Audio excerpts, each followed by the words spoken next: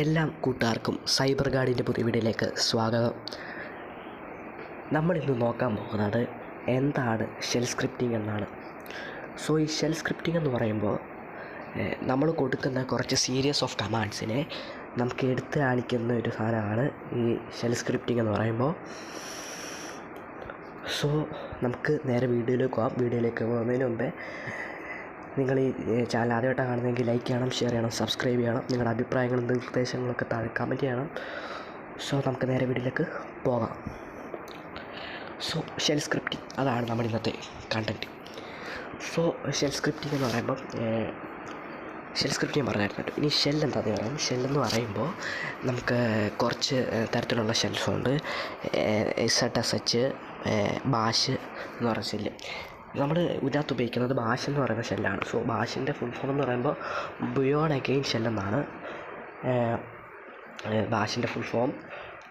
So എന്തായാലും നമുക്ക് ഒന്ന് ചെയ്ത് കാണിക്കാം നമുക്ക് shell scripting. Okay, so first അതിന് നമുക്ക് ആദ്യം വേണ്ട നമുക്ക് ഏത് ഡയറക്ടറിയിലാണ് നമുക്ക് നിൽക്കുന്നതെന്ന് നോക്കാം. നമ്മുടെ PWD കൊടുത്തിട്ട് ഓക്കെ നമ്മൾ ഹോമിലാണ് എടുക്കുന്നത്.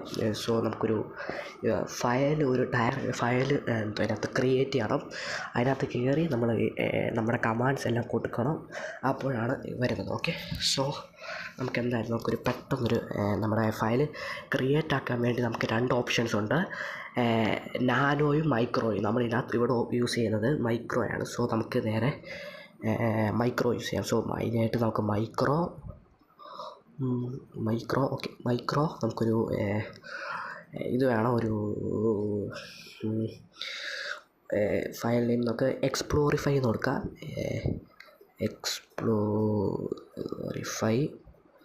Explorify dot SH. Okay, micro explorify dot SH എന്നാണ് നമ്മളുടെ ഫയലിൻ്റെ പേര്. സോ നമുക്ക് എൻ്റർ കൊടുക്കുക.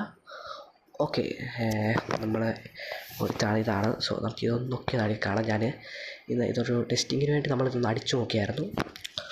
സോ ഓക്കെ, നമുക്ക് നമ്മുടെ കമാൻഡ് കൊടുക്കാം. സോ നമ്മൾ കമാൻഡ് കൊടുക്കുന്നതിന് മുമ്പേ എക്കോ എന്ന് പറയുന്നൊരു സംഭവം കൊടുക്കണം. എക്കോ. ഓക്കെ, ഈ എക്കോ എന്താണെന്ന് അറിയാത്തവർക്ക് വേണ്ടി നമ്മളിപ്പോൾ എക്കോ കൊടുത്തിട്ട് എന്തെങ്കിലും അടിച്ചു കഴിഞ്ഞ് കഴിഞ്ഞാൽ, എക്കോ കൊടുത്തിട്ട് എന്തെങ്കിലും അടിച്ചു കഴിഞ്ഞ് കഴിഞ്ഞാൽ അത് നമുക്ക് തിരിച്ച് പ്രിൻ്റാക്കി കാണിക്കാൻ വേണ്ടി യൂസ് ചെയ്യുന്ന സാധനമാണ് ഈ എക്കോ. ഓക്കെ, സോ നമുക്ക് എന്തായാലും എക്കോ കൊടുക്കാം.